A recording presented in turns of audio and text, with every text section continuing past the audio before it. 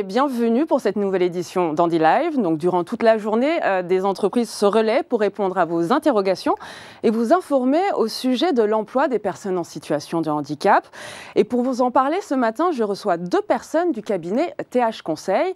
Donc alors, TH Conseil, qu'est-ce que c'est? Donc c'est un cabinet de recrutement spécialisé dans les thématiques du handicap. C'est un cabinet créé il y a 10 ans en Rhône-Alpes et qui compte aujourd'hui près de 30 collaborateurs situés dans les villes de Lyon, Paris et Ajaccio. Mais qui de mieux pour vous en parler que nos deux invités? Allons les retrouver. Bonjour Cécile Brulet. Bonjour. Bonjour Guillaume Poncet. Bonjour. Donc vous travaillez tous les deux chez TH Conseil, donc un cabinet de recrutement. Donc Cécile, vous êtes consultante recrutement et vous Guillaume Poncet, vous êtes responsable de l'activité recrutement. Mais dites-nous, qu'est-ce que c'est exactement que ces deux postes? Donc Cécile, honneur aux dames, dites-nous. Merci. Donc moi je suis effectivement consultante chez TH Conseil. J'ai d'abord commencé à travailler au pôle études pour accompagner les entreprises dans la mise en place de leur politique handicap. Et j'ai rejoint ensuite le pôle recrutement. Et aujourd'hui, en tant que consultante recrutement, en fait, on accompagne les entreprises dans l'intégration et dans l'embauche de personnes handicapées. Donc en fait, on fait tout le processus de recrutement. On va à la fois gérer un portefeuille de clients, oui, et également travailler sur un portefeuille de métiers. Donc chaque consultant va gérer un certain nombre de métiers. En l'occurrence, on va travailler donc sur le processus de A à Z, donc à la fois avec le brief de poste avec le client et ensuite sur la recherche des candidats, l'analyse de leur situation de handicap et leur profil de façon générale dans le cadre d'entretien, afin de pouvoir envoyer ces candidats, les candidats retenus aux entreprises clientes. D'accord. Et vous, Guillaume Poncet, donc vous êtes responsable de l'activité recrutement, donc qu'est-ce que c'est exactement? Alors d'abord, je fais comme Cécile, je suis aussi recruteur, mais j'ai une casquette supplémentaire. L'idée, en fait, ça va être de piloter l'activité au quotidien du pôle, donc tant avec les réunions d'équipe, la montée en compétences des personnes. Je vais aussi représenter l'équipe auprès des nouveaux clients et des clients actuels pour les bilans de contrats, voir justement tout ce qui est partie logistique contractuelle, et également piloter des événements. Ça peut être des événements de recrutement physique, en live, ou aussi des job dating. D'accord, vous faites aussi des job dating sur toute la France? Oui, on fait pour certains clients. En fait, des clients nous demandent de faire des journées de recrutement dédiées à leur métier. On les fait principalement sur Paris, mais on commence avec la grande distribution à le faire sur d'autres villes dans la France. Donc j'expliquais tout à l'heure que ça fait 10 ans que TH Conseil existe. Cette entreprise a une belle histoire. Donc moi, je vous propose qu'on regarde un reportage pour présenter l'activité de votre cabinet et aussi de rencontrer le cofondateur de TH Conseil, qui est un sacré personnage. Donc nous, on se retrouve tout de suite après ce reportage.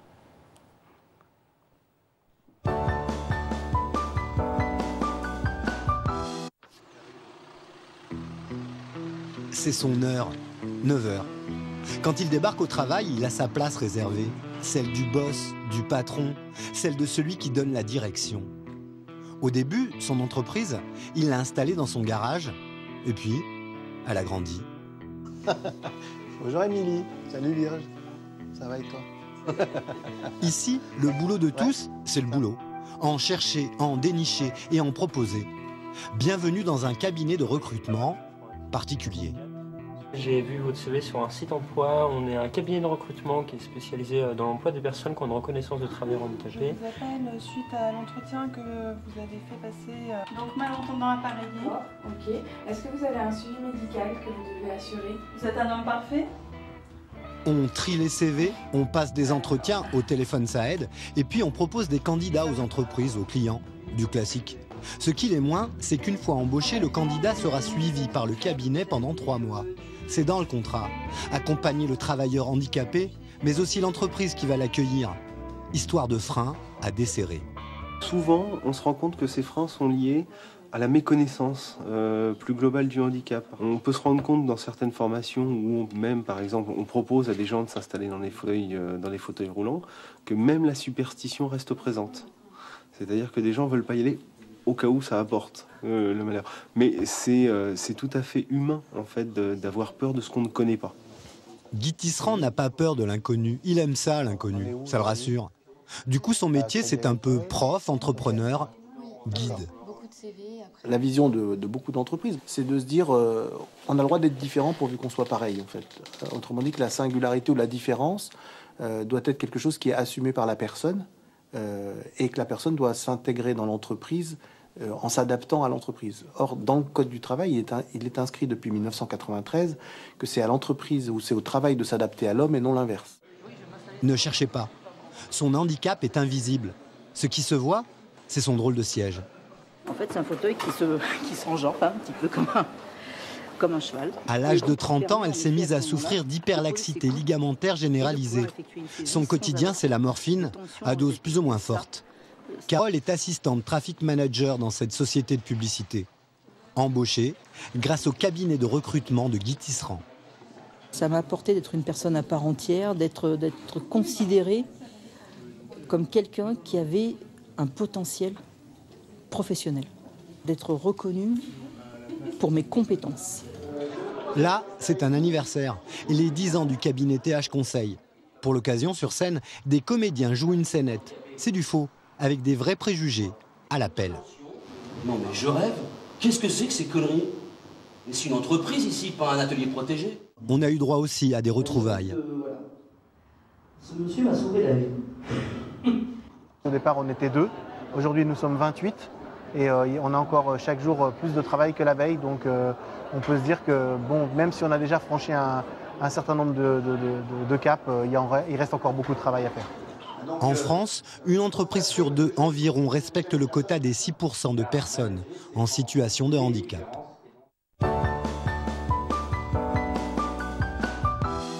Donc très beau reportage avec la présentation donc, de le cofondateur, le président donc, de TH Conseil.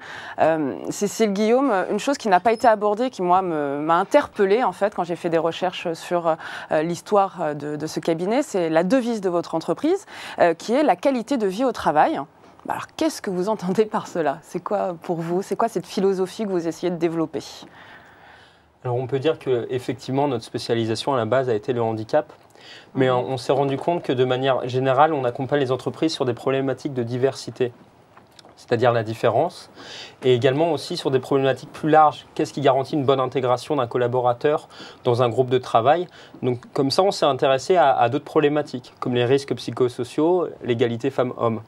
Donc c'est pour ça l'idée c'était de sortir du sujet du handicap pour aller plus large, pour amener des débats qui sont très divers et rentrer voilà, sur un accompagnement plus global de l'entreprise. Donc, pour vous, donc, le handicap, ça a été une porte d'entrée pour développer justement cette philosophie. Et par téléphone, vous m'avez dit que vous mettez également en place des politiques handicap dans les entreprises. Alors, comment ça se passe? Vous pouvez nous dire un peu comment vous travaillez avec ces entreprises et qui sont ces entreprises? En gros, TH Conseil travaille principalement avec des grandes entreprises qui justement vont décider de mettre en place souvent des accords ou des conventions avec la GFIP ou dans le secteur public avec le FIP. Et donc notre cabinet, en fait, nous réalisons souvent en amont des diagnostics pour faire un bilan de situation, pour ensuite aider l'entreprise à définir un plan d'action et, si elle le souhaite, un accord ou une convention, justement, sur le sujet du handicap.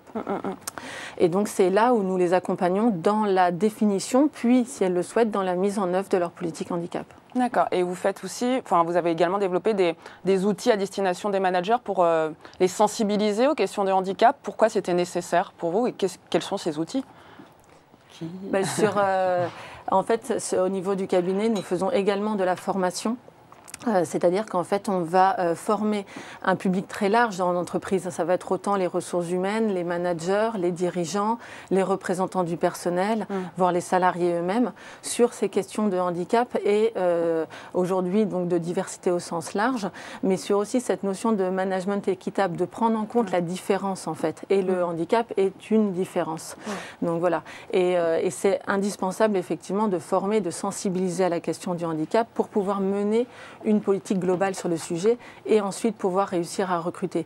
Puisque même si les ressources humaines souhaitent effectivement mettre en place ce type de projet et ce type de recrutement, il est important que l'intégralité de l'entreprise soit partie prenante et notamment les managers qui vont intégrer dans leurs équipes des personnes handicapées.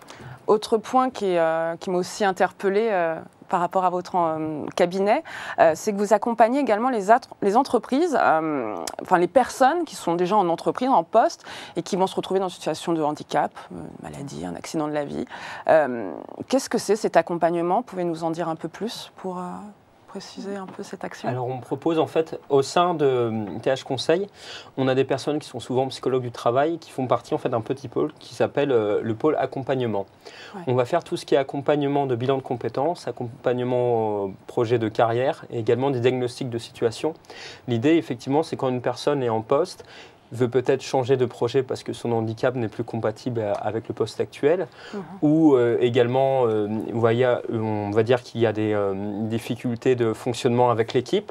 On va amener en fait un regard extérieur et accompagner la personne en individuel. Ouais. Et éventuellement, lui proposer après, j'ai dit, un bilan de compétences pour lui dire, voilà sur quel métier vous pouvez vous orienter, soit à l'intérieur de l'entreprise ou soit à l'extérieur.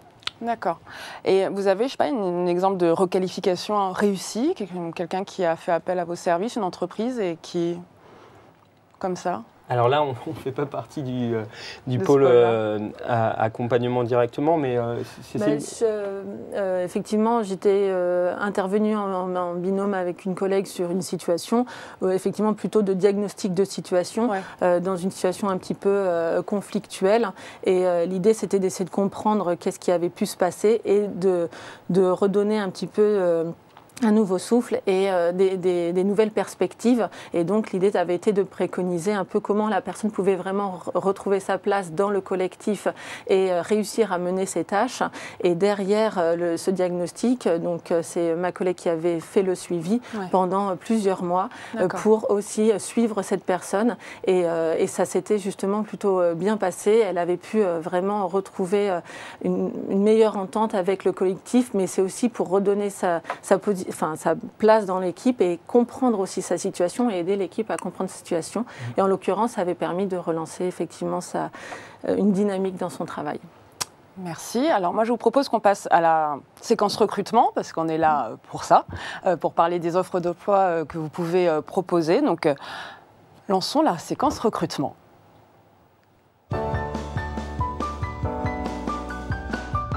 Donc on a compris que TH Conseil accompagne donc les entreprises, mais aussi les hommes sur la question du handicap en milieu professionnel. Donc vous proposez également des offres d'emploi. Sur votre site thconseil.fr, vous avez à peu près 250 offres d'emploi disponibles. Alors dites-nous un peu comment se déroule le processus de recrutement chez vous, parce que c'est assez original, particulier, je ne sais pas. Je ne sais pas si c'est particulier, mais l'idée, on va essayer, nous, d'avoir une approche qualitative. On dit à nos clients, on ne va pas traiter toutes vos offres, parce qu'on travaille avec des grands groupes, donc on peut se retrouver facilement avec 500 offres par client. On va essayer en fait, de prioriser un nombre plutôt restreint pour avoir des vrais briefs de poste et avoir le plus d'éléments possible. L'idée, c'est plus on a ces éléments, plus on peut ensuite accompagner le candidat et être pertinent sur la sélection aussi des profils et de l'adéquation avec le besoin de l'entreprise. Donc une fois qu'on a le brief, ensuite on va donc mettre l'offre en ligne, faire du sourcing, puis le candidat donc, va se positionner. Là on va l'appeler, on va faire un premier entretien téléphonique qui va durer entre 10 minutes et une demi-heure. C'est pour avoir les éléments de base et voir l'adéquation avec le poste. Ensuite on va avoir un second entretien qui dure entre 1h15 et 1h30. On va creuser. Le deuxième entretien, le vrai entretien, va durer entre 1h15 et 1h30. Alors, on va avoir soit en présentiel, soit par Skype. Parce qu'on travaille en fait sur la France entière avec des postes partout et des candidats qui sont partout, donc on ne peut pas non plus se déplacer dans tous les endroits. Oui, parce que je rappelle, vous êtes basé du côté de Lyon, mais vous avez des offres d'emploi partout en France. Voilà. Et Skype nous aide bien. Lors de l'entretien, en fait, on va tant analyser les savoir-être de la personne. Tant parler aussi des compétences de la personne. On va regarder le parcours, donc voir les compétences transférables, comprendre également les différents enchaînements. Les trous aussi dans les CV. Voilà. Parce que dedans, effectivement, le handicap peut jouer un rôle dans le parcours. Il y a peut-être des reconversions, il y a peut-être des périodes de convalescence de 2-3 ans. Donc nous, on va avoir une attitude bienveillante pour bien comprendre en fait tout ça. L'idée, ça va être ensuite de retransmettre tous ces éléments à l'entreprise. Et aussi, on va analyser le handicap. Donc on va parler en fait vraiment en termes de conséquences, d'aménagement et de voir le handicap dans sa dimension globale. Après on dit aux candidats, si en entretien on a des infos confidentielles, on va les garder pour nous. Nous on va être vraiment dans une logique d'accompagnement et dire aux clients, bon bah voilà les éléments à mettre en place pour garantir une intégration optimale de la personne. D'accord. Et justement, alors quel type de profil vous recherchez? Qu'est-ce qui est recherché et dans quel secteur vous avez des offres d'emploi? En fait, donc, on travaille, comme je disais tout à l'heure, principalement avec donc des grandes entreprises qui vont nous solliciter majoritairement sur des profils, souvent de niveau Bac+2 à Bac+5. C'est-à-dire qu'elles sont assez souvent, elles ont pas mal d'attentes en termes de diplôme, mais donc on a une majorité d'offres effectivement sur des profils Bac+2 à Bac+5.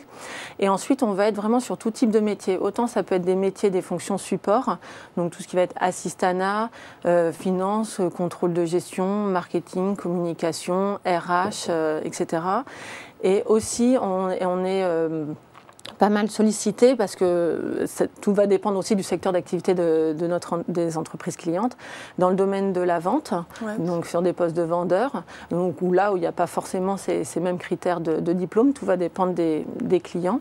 Et puis on va être aussi, comme on travaille avec un certain nombre d'entreprises dans le domaine industriel ou du domaine de l'énergie, on est pas mal sollicité sur des profils d'ingénieurs, donc tout type d'ingénieurs, et sinon de techniciens. Donc c'est assez vaste en fait au niveau des profils. On n'est pas sectorisé, on n'est pas sur un type de métier ni sur un secteur d'activité, puisque on travaille avec certains clients, parfois sur des longues durées, sur plusieurs années, et puis parfois on a des nouveaux clients, et donc on va aussi s'adapter à leur secteur d'activité, à leurs attentes, et on va notamment par le biais des briefs de poste arriver à on essaie de les questionner sur leurs attentes, sur les critères, sur ce qui peut bouger, on va dire, dans une offre d'emploi. C'est-à-dire, est-ce que, par exemple, s'ils mettent que l'anglais est un critère important, est-ce que la personne va vraiment pratiquer l'anglais ou pas? Voilà, on va essayer de questionner pour vraiment comprendre les attentes. Est-ce que le diplôme peut être compensé par de l'expérience? On va essayer de questionner pour, après, être le plus en phase possible. Et donc, on a des clients, effectivement, dans le domaine de la vente, dans le domaine du luxe, dans le domaine de la banque assurance, dans le domaine de l'énergie, de l'industrie. C'est très varié, en fait. Voilà. Et c'est principalement des grandes entreprises, même si on a pu occasionnellement être contacté par des plus petites structures. Mais voilà, on travaille depuis de nombreuses années avec des entreprises comme Total, RTE, Essilor. Voilà. C'est très large. Oui, c'est assez large, oui, parce qu'on a dans les précédentes éditions, on parlait souvent, il y a des PME qui recherchent, c'est plus facile, j'ai l'impression d'être, pour certaines PME, d'avoir cette politique, ou pas du tout, c'est une fausse idée qu'on a, les grandes entreprises sont prêtes à faire le pas justement à recruter. Entre les petites entreprises et les grandes entreprises, souvent dans les grandes entreprises, elles ont alors pourquoi nous on travaille avec des grandes entreprises? Parce qu'elles ont souvent les moyens de faire appel à un cabinet spécialisé par le biais notamment des accords, etc. Mais les PME, elles ont aussi, comme les grandes entreprises, toutes les aides de la GFIP et les services de type Cap Emploi, etc. Donc il y a quand même un certain nombre de services et d'aides qui existent à la fois pour les PME et les grandes entreprises. Les PME, quand on a pu travailler avec elles, ce qui est intéressant, c'est la proximité qu'on peut avoir avec les personnes qui vont recruter, parce qu'il y a moins d'échelons dans l'étape de recrutement. Oui, c'est plus simplifié, en fait. Voilà, exactement. D'accord. Alors, j'ai une question qui est assez intéressante de Chris84. Vous faites du recrutement donc pour des entreprises, mais est-ce que vous faites du recrutement pour les structures publiques? D'ailleurs, je crois savoir qu'il n'y a pas d'obligation de concours en fonction publique lorsqu'on est RQTH. On travaille avec la fonction publique, mais plus sur la partie conseil et formation. D'accord. On accompagne notamment la mise en place en fait, de politiques publiques au niveau régional et départemental, sur la Corse, sur PACA. Mais nous, en termes de recrutement, pour l'instant, on n'a pas travaillé avec... on a travaillé par exemple avec le CNRS, mais sur une fiche de poste. Sinon, non. Alors effectivement, par contre, on a des candidats qui nous posent des questions sur... J'aimerais bien faire la fonction publique, comment faire, etc. Et on a déjà accompagné des candidats en leur disant, effectivement, vous pouvez postuler directement sans passer par les concours. D'accord. Dans le cadre, on sait que les consultants qui sont psychologues du travail et qui accompagnent, vous savez, certaines personnes dans les bilans de compétences, les accompagnent là-dessus. Alors après, on n'est pas des spécialistes de la fonction publique vis-à-vis du recrutement, mais on n'hésite pas à conseiller. Et effectivement, je réponds par l'affirmatif à Chris pour lui dire qu'il peut postuler, il faut qu'il se renseigne en fait. Le site de la fonction publique est très bien fait. D'accord. Alors comment on postule chez vous? Où est-ce qu'on trouve vos offres d'emploi et si vous avez des conseils à nos internautes, des conseils CV, qu'est-ce qu'on doit mettre en avant pour postuler? Alors pour postuler sur notre site, en fait, donc on a donc notre site internet qui recense notamment toutes les offres d'emploi et dans lequel il y a un espace candidat. Donc les candidats vont sur l'espace candidat et peuvent créer leur profil. Voilà. Donc c'est sur effectivement www.thconseil.fr.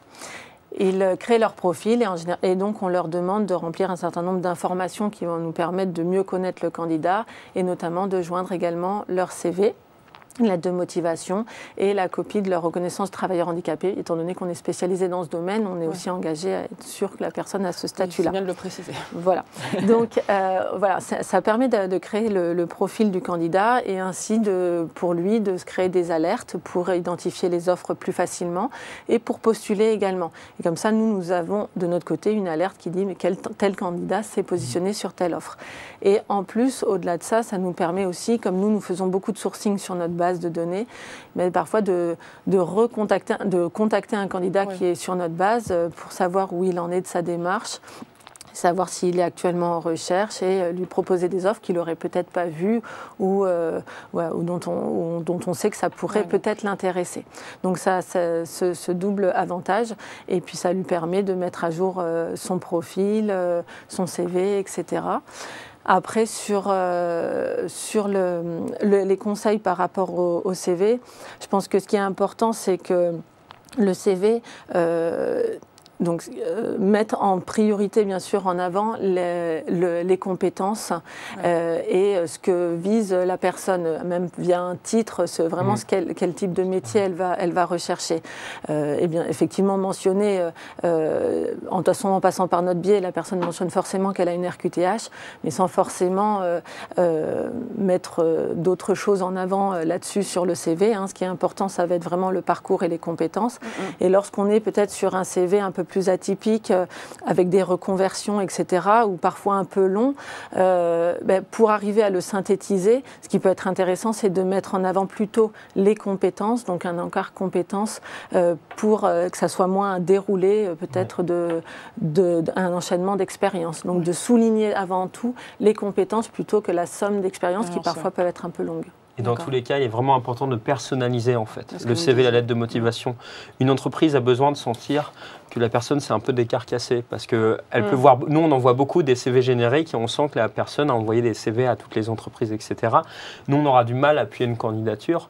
Par contre, si on sent qu'elle a adapté le titre, ses compétences, en fonction de l'offre, là, on voit tout de suite qu'il y a une vraie motivation. Et pareil pour la lettre de motivation, il faut vraiment personnaliser, bien parler de l'entreprise, même vous pouvez parler de notre cabinet, mais voilà, parce que sinon l'entreprise reçoit énormément de candidatures et même de travailleurs handicapés, les missions handicap peuvent en recevoir beaucoup, donc il faut sortir de l'eau et montrer qu'on a passé du temps parce que l'entreprise nous intéresse. Donc vous déconseillez la lettre type où on change juste le nom de l'entreprise.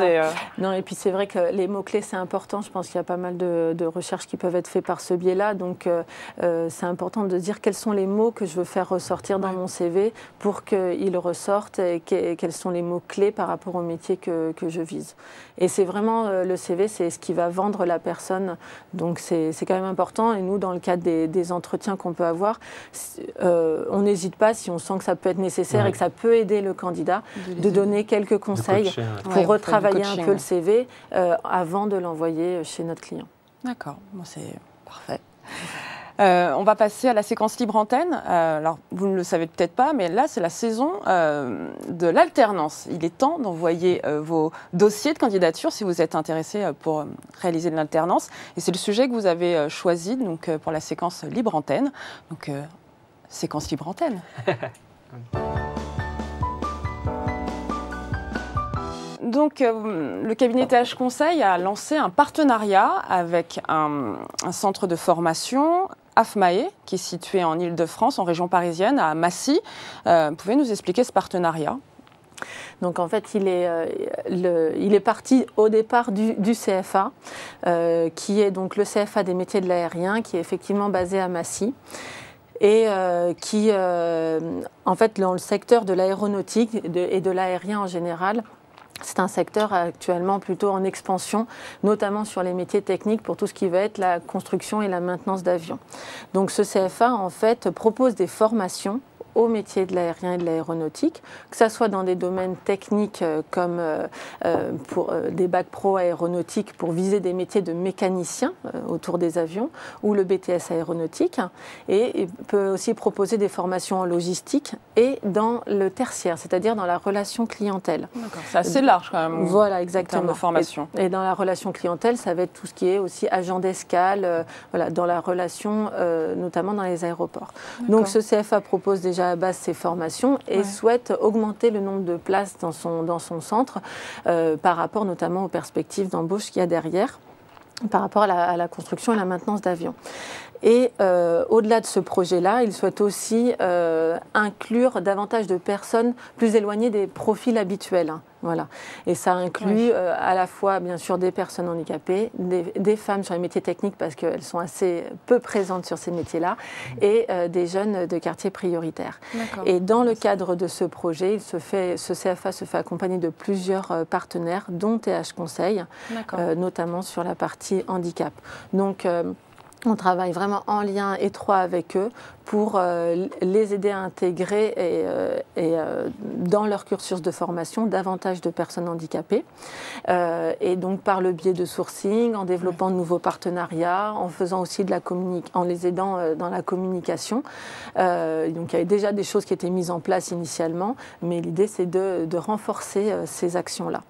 Voilà. Excusez-moi. Et la question de l'alternance pour les personnes en situation de handicap, pourquoi, enfin, par téléphone, quand on a discuté, quand on avait présenté ce partenariat, on avait fait ce constat comme quoi il y avait quand même une hausse des demandes de l'alternance pour les personnes en situation de handicap. Comment on peut expliquer ce phénomène? Manque de formation, parce que des fois, les personnes ne sont pas assez formées ou Alors en fait, d'une part, effectivement, le public des travailleurs handicapés n'est pas forcément le public le plus formé. Hein. Les statistiques sont environ à 3/4 de la population de travailleurs handicapés qui ont niveau bac ou infra-bac. Donc effectivement, la formation est un vrai enjeu, que ce soit pour des problématiques de reconversion, mais aussi des personnes qui veulent intégrer des grands groupes, et souvent les grands groupes ont des exigences de recrutement à bac+2 minimum. On voit de l'autre côté, les grands groupes aussi, c'est un vrai enjeu pour eux de recruter en alternance. Parce que d'une part, ils développent de plus en plus ça. Ça permet de fermer des personnes et éventuellement de les recruter ensuite, d'avoir déjà en fait une personne qui a intégré l'entreprise, qui connaît bien les métiers, etc. Donc c'est vraiment du recrutement intelligent. Et d'autre part aussi, on a des problématiques simplement économiques où les entreprises vont d'abord former avant de recruter en CDI. Donc c'est un vrai levier, voilà. Et dans tous les cas, on a de plus en plus de demandes de clients qui vont former sur l'alternance, tant sur les fonctions support que sur les fonctions techniques. Et de l'autre côté, on a des candidats qui sont demandeurs. Donc ce qu'on invite à faire, en fait, c'est de dire aux candidats, renseignez-vous d'abord sur les formations. Parce que souvent, les gens voient des offres en alternance, peuvent nous appeler et on leur dit, est-ce que vous êtes renseigné sur un projet de formation? Ils nous disent non. Donc il faut voir l'alternance comme un projet de formation et aussi d'intégrer une entreprise, mais d'abord vous renseigner en fait sur quel cursus vous plaît, etc. Puis ensuite de chercher l'entreprise. D'accord. Et d'ailleurs, donc là pour ce partenariat, c'est assez urgent.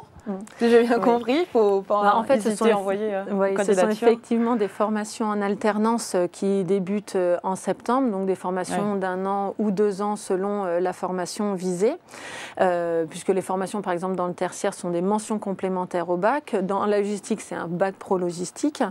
Et donc, ce sont des formations en alternance. Et là, l'idée, nous, on est un petit peu en amont, c'est qu'on va pas aider des personnes qui ont déjà trouvé leur centre de formation à trouver une entreprise, mais on est encore plus en amont, c'est-à-dire qu'on va essayer de faire connaître ces métiers à des personnes qui pourraient être intéressées par le fait de reprendre une formation. Et donc là, l'idée, c'est qu'ils puissent d'abord faire le processus de recrutement au niveau du CFA pour que le CFA puisse valider s'ils ont effectivement les prérequis pour intégrer la formation, pour ensuite rechercher l'entreprise et être prêt en septembre. Et au niveau de ce CFA, le processus de recrutement arrive effectivement bientôt à son terme. On est sur les dernières dates de tests, puisqu'il y a des tests à l'entrée qui se font courant mai jusqu'à mi-juin en fonction des formations. Après, il y aura peut-être des nouvelles dates, mais voilà, jusqu'à mi-juin, grand maximum. Donc l'idée, nous, c'est que les candidats qui notamment pourraient être intéressés par ce type de formation, qui sont notamment en situation de handicap, puissent se tourner vers nous s'ils souhaitent déjà avoir plus d'informations et qu'on puisse les orienter et leur expliquer comment se passe le processus de recrutement. Mais c'est vrai que voilà, s'ils sont intéressés, si ça les questionne, il faut mieux ne pas trop tarder à nous contacter, à transmettre les candidatures, puisque là, on va être sur la fin du processus, parce qu'après, il y a aussi la recherche d'entreprise à faire. Ça aussi. Et vous aidez aussi les candidats s'ils passent par... S'ils sont validés au niveau du CFA, c'est-à-dire que le CFA les nomme admissibles aux formations, dans ce cas-là, le CFA va transmettre leur dossier de candidature à ces entreprises partenaires. Ils ont 125 entreprises partenaires, donc ils ont en quelque sorte l'appui. Et sinon, on leur conseille aussi en parallèle de faire leur recherche aussi par leur propre biais. Et puis nous, on peut leur donner quelques conseils pour l'entretien ou pour le CV, des choses comme ça. Alors une petite remarque, là juste pour dire aux candidats, parce que c'est pas tout le temps clair, là il s'agit pour les CFA dans l'aéronautique.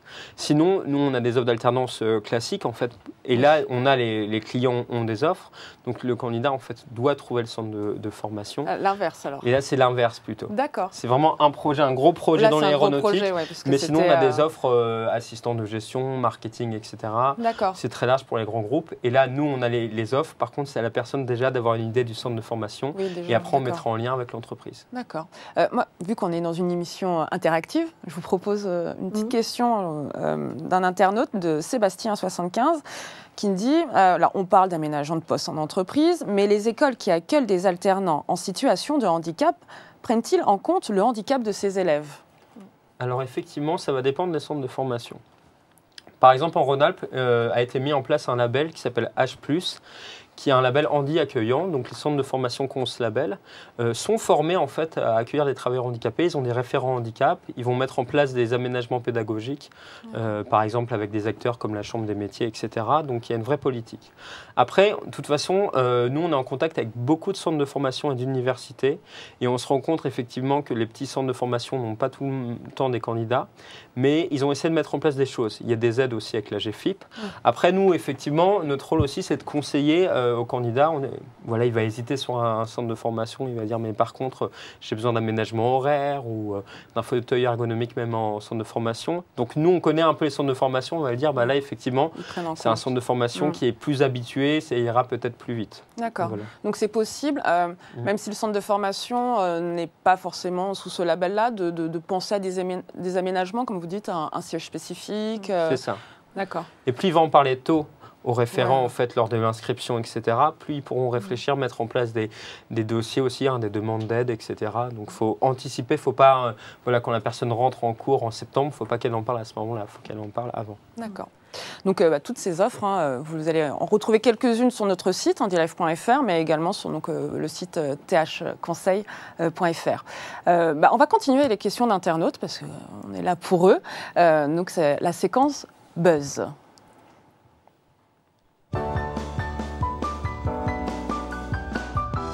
Alors, Cécile, Guillaume, je vais vous expliquer le principe. Donc, vous avez un buzzer juste devant vous. Donc, chacun à votre tour, vous allez buzzer. Une question va apparaître et en toute sincérité, vous devez y répondre. Vous êtes prêts? Oui. Qui veut commencer? Allez, Cécile, allez-y. Je vais lire la question. Pourquoi choisir votre entreprise? Alors là, ce sera plutôt votre cabinet de conseil plutôt qu'une concurrente? Oui, pourquoi faire appel à un cabinet de recrutement comme le nôtre? Alors l'intérêt effectivement pour un candidat, c'est que nous on va essayer de faire un petit peu on va faire l'interface entre l'entreprise et le candidat. Donc voilà, on va effectivement rechercher des candidats pour les proposer aux entreprises. On va avoir des liens directs, soit au niveau des missions handicap, des RH, voire des managers. Donc ça nous permet de proposer une shortlist à ces personnes, et donc d'avoir ce lien et cette interface ce rôle qu'on va jouer. Et ça permet aussi, comme ça, de briefer un petit peu les candidats s'ils ont un entretien, parce que nous, on connaît nos entreprises, clientes, etc. Donc ça peut aussi permettre de les briefer, de les accompagner, de les conseiller sur leur CV.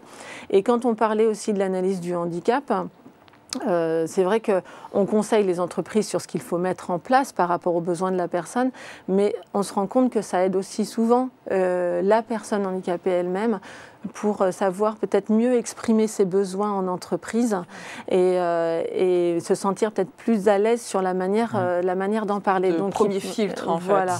Et donc ça peut aussi être un appui pour eux, pour voilà, avoir notre expertise. Elle ne sert pas que aux clients, mais aux candidats aussi. Ouais. Donc c'est ça l'intérêt. Et après, comme je disais, plutôt qu'être noyé dans 300 candidatures envoyées aux entreprises, nous, la nôtre va être appuyée par notre cabinet, directement envoyée à la personne qui nous a sollicité par rapport au poste.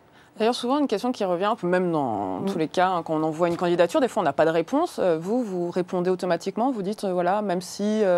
Oui, on s'attache à répondre aux candidats, étant donné qu'en plus, on n'est pas sur une volumétrie énorme.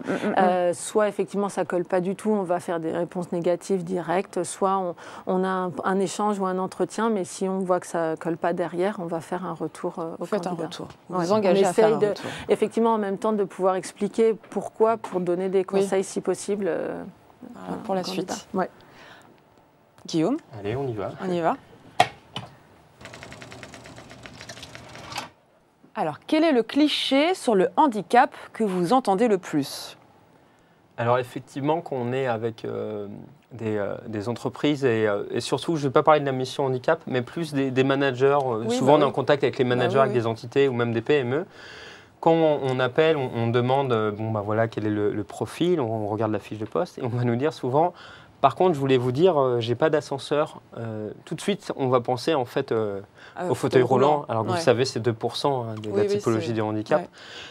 Je veux dire, c'est ce qui me vient le plus à l'esprit, l'accessibilité des locaux, absolument, alors qu'effectivement, c'est un nombre qui est pas très important. Oui, il y a beaucoup, il y a, on va dire, 3/4 des handicaps qui ne nécessitent pas d'aménagement en entreprise, ou c'est des choses plutôt invisibles, des aménagements horaires, des choses comme ça. Comme on voyait dans le reportage, cette personne, bon là, elle avait un aménagement de poste parce que physiquement, elle avait un problème, un problème maladie, mais bon, voilà, c'est pas visible en tant que tel, dans le sens où elle n'a pas un fauteuil roulant ou une canne blanche, espèce de Il y a 80% des handicaps qui ne se voient pas. Donc c'est vrai que finalement, on a souvent des représentations qui vont faire que voilà, on va penser que c'est pas forcément possible pour ces métiers parce qu'on a des métiers physiques. Voilà. Donc c'est souvent aussi lié à la question du fauteuil roulant, à l'image qu'on peut avoir. Il faudrait changer le picto en fait. C'est ça, mais bon, c'est évocateur, c'est symbolique. Après, il y a sinon le multi-picto avec les différents types de handicap. Mais bon, ça... Pas encore développé, très popularisé. Oui, la GFIP a mis en place plein de pictos, mais ils sont visibles sur son site, mais ça n'a pas cette visibilité nationale qu'il y a le pictogramme fauteuil roulant. Cécile, Guillaume. Troisième. Allez-y. Elle était assez courte. Donc, avez-vous des exemples de parcours réussis de personnes handicapées? Oui, bien sûr. Je pense, sinon on n'existerait plus. Là, l'exemple qui me vient, on accompagne aussi des candidats sur la durée. Il y a des candidats qu'on connaît depuis 6-7 ans. Là, j'ai... par exemple, le cas d'une personne qui nous a sollicité pour l'aider à trouver son master de RH en alternance. Donc, on l'avait aidé à trouver dans une entreprise de l'informatique. Et ensuite, elle a cherché un emploi. Donc là aussi, on l'a aidé à trouver un CDI, toujours dans les RH, mais dans une entreprise qui travaille dans le médico-social. D'accord.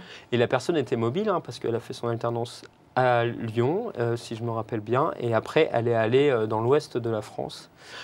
Donc effectivement, elle était vraiment prête à bouger, motivée. Et elle travaille là dans le domaine, en fait, elle est correspondante handicap au niveau local. Donc ça a du sens aussi pour elle. Oui, parce que qui de mieux qu'une personne pour parler C'est ça, et puis on a des exemples de reconversion, notamment avec l'alternance. On a des personnes, par exemple, qui travaillaient dans la restauration, qui ont eu des contraintes physiques, donc qui ne pouvaient plus travailler dans ce domaine et qui ont dû se reconvertir. Et là, nous, on va vraiment s'appuyer sur les compétences transférables. La restauration, il y avait des compétences d'organisation, de réactivité relationnelle. On a une personne comme ça qui a trouvé une entreprise grâce à nous pour faire en fait un BTS sur l'assistanat commercial. Elle a pu vraiment exploiter ses compétences, son savoir-être. Hein. Sur l'alternance, beaucoup de gens vont se former et ils n'ont pas forcément l'expérience qui colle parce qu'ils vont se former. Donc on va beaucoup jouer sur le savoir-être qui correspond au poste. D'accord. Voilà. Cécile, précision, non? Ou vous voulez buzzer? Non, je préfère buzzer. Voilà, buzzons. J'aime bien buzzer. Alors, est-ce qu'on a le droit de ne pas vouloir parler de handicap avant d'avoir été recruté?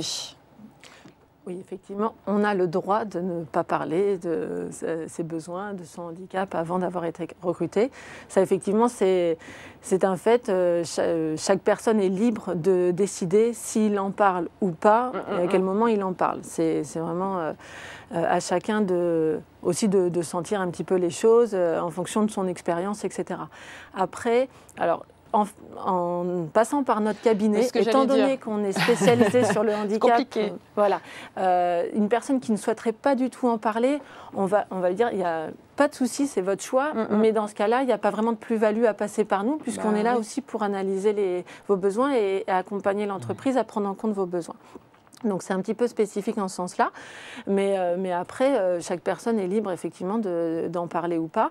Et après, ça va dépendre de chaque situation, mais c'est vrai que dans certains cas, on va quand même conseiller effectivement de parler de sa situation, d'autant plus si ça nécessite derrière des aménagements, déjà pour éviter que la personne surcompense et pour peut-être partir sur une relation de confiance avec son employeur, voilà, plutôt que d'attendre. Mais après, il n'y a pas de... comment dire, de règles, voilà, de réponses parfaites pour ça, puisque c'est chaque situation. Mais c'est vrai qu'en tout cas, on a le droit de ne pas parler de dire ces situations de handicap. Voilà, ça c'est... merci pour toutes ces précisions. C'est passé très rapidement, mais on touche c'est la fin. Voilà, c'est la fin avec vous. Donc, si vous voulez avoir encore plus de précisions sur l'histoire de TH Conseil, je vous incite à aller sur votre site, donc thconseil.fr. Vous retrouverez également des offres d'emploi sur notre site, handylife.fr. Et encore une fois, merci pour toutes ces précisions. On avait encore plein de choses à dire, mais on se retrouve très bientôt pour en reparler, j'espère. Merci à vous. Et moi, je vous souhaite une bonne journée et Handy Life continue avec Fanny Chapoton.